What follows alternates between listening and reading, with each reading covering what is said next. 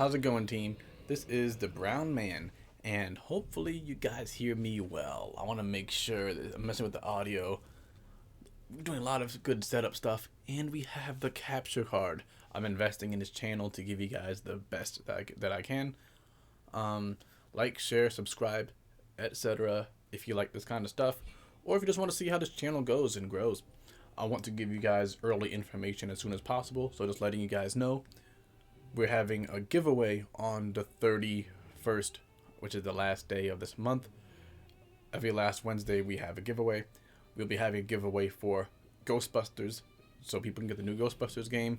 We're having a giveaway for Pokemon Scarlet and Violet, as well as a tournament for Pokemon Scarlet and Violet, as well as a tournament for Evil Dead, the game, in October or December. I have to make sure certain things are patched. It would suck to run a tournament when people are still getting stuck in Windows. I hope you understand. So let's get into this video.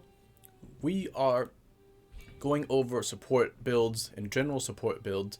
Why? Because I want you guys to, as soon as you guys get David, level his ass up and start owning these matches.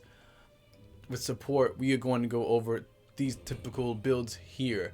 We're actually going to start going aggressive. It seems like this guy will have a weapon master perk for the nail gun, or will have a start with nail gun perk, or both, or if possible, both in one perk. That would be amazing. So let's go immediately into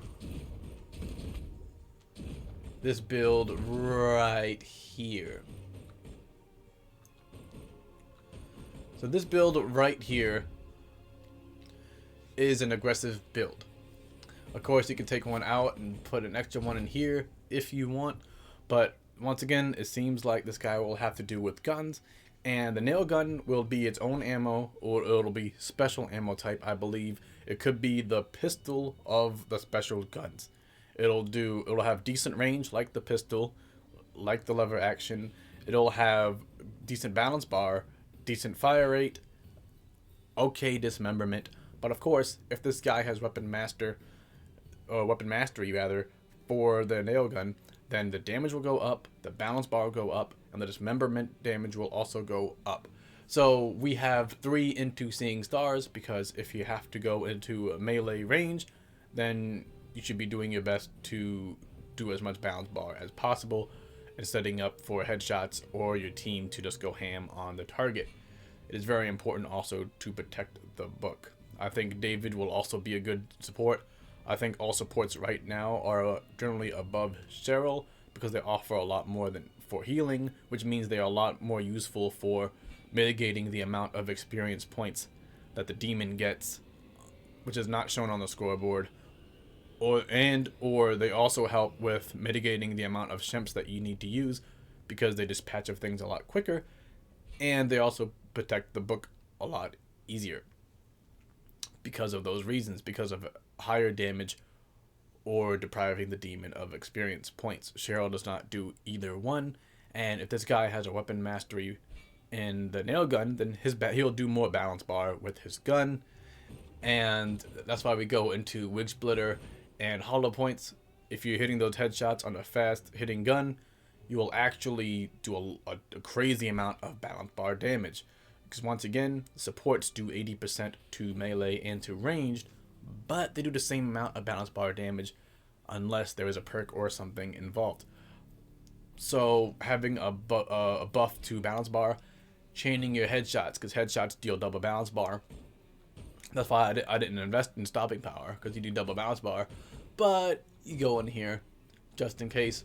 What you could also do, if you don't want to run something that's a little bit more damage focused, that is absolutely fine. What you can also do, if you want to give out some of that, you can go 1 in here, you can go 1 more in here, and you can go 3 in here.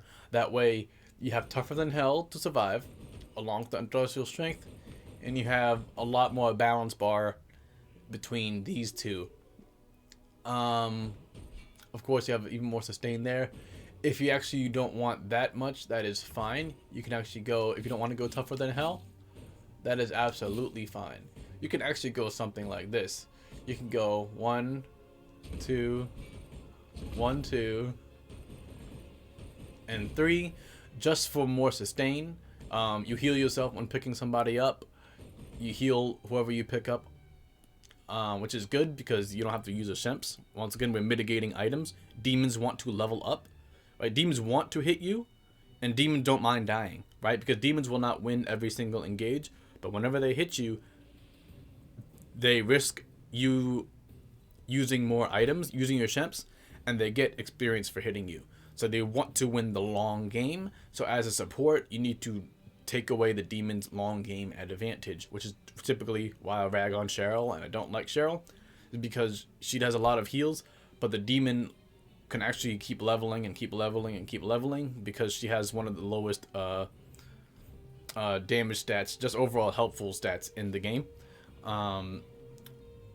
But of course, if someone is coming in with a weapon mastery to a gun, they do a lot. There will be a lot of balance bar damage that you're doing, especially if you're really banging out those headshots. You'll be going really crazy and stunning things really, really fast, which is always a good thing because when things are stunned, your team takes less damage. Your team can set up for headshots, so it increases the DPS. You protect the book. There's a whole bunch of good things that comes with stunning things very fast. And once again, if you do a lot of damage or if you stun things really fast constantly, then that's less Shemps that your team needs to use. And also, they're not attacking, which means the demon gets less EXP, which means they're less likely to turn the tables on you later, which is always a good thing because a lot of people run through and then the tables get turned on them because they're exchanging EXP with the demon. You always want to generally be at an advantage. You don't want an even trade with the demon. You want to deprive the demon of EXP because the demon wants to deprive you of resources. The demon wants you to use your Shemps down the line, right? So that way one day they can get you no Shemps. So the demon's resources is infernal energy and EXP, and you want to maximize their use of infernal energy. You want them to use as much infernal energy as possible, but you want them to gain as little EXP as possible. So typically I go into a lot of damage, I go into a lot of balance bar, so that way we can keep stunning the units and having the demon waste his energy. But of course, not everyone plays like that, so let's get into some other builds. So something people can do is run more of a fast forward track. So we go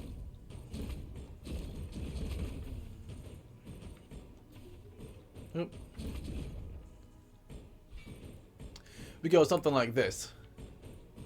I can put the last one here or here, it's up to you. So typically that last bump can be put anywhere you want to put it. You can even put it right here if you want, but the main attraction is this perk here, fast forward. It allows you to mitigate the time in the objective, and once again, the less time they spend in the objective, the less damage they do to your team, the less Shemps you use, the less EXP they gain. This is a war of attrition, and as support, you want to make sure that you maximize your resources so that way you can best benefit your team while minimizing the resources and the availability of resources to the demon. You want to make sure that's how that goes. Of course, if you don't want to go that route, that's absolutely fine. You can also go this route. You can go tank. Tank is not bad. Tank is generally not a bad way for you to go.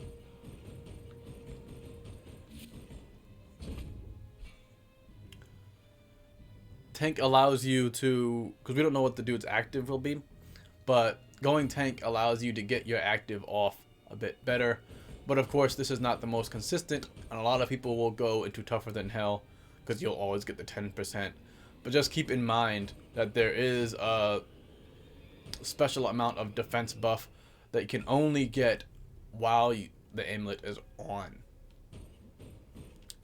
And these are typically just the builds that people have. They run the fast forward, they run the industrial strength, and once again, regardless of this guy's abilities, these are pretty much just going to be the builds that they use. Some people use deep pockets ammo. I mean deep pockets amulets. Some people don't. then they go into something like that.